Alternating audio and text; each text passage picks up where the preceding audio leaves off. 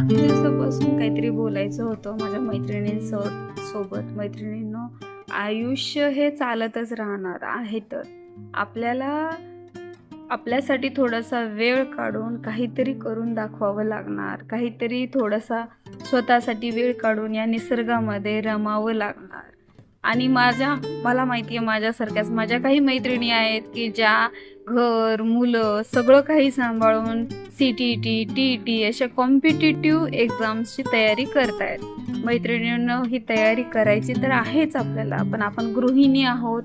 त्याबरोबर आपला वर्क हे 24 आवर असतं. त्यासाठी आपल्याला आपली हेल्थ छान ठेवणं गरजेचं असतं. आपली जर हेल्थ छान असेल तर मुलांची, घराची पूर्ण हेल्थ छान राहते. त्यासाठी थोडा वेळ स्वतःसाठी काढा आणि या सुंदर निसर्गामध्ये छान असं रमा. थोडासाठी सकाळी सकाळी थोडा वॉकिंगसाठी थोडा तरी वेळ काढा स्वतःसाठी, थोडा एक्सरसाइजसाठी.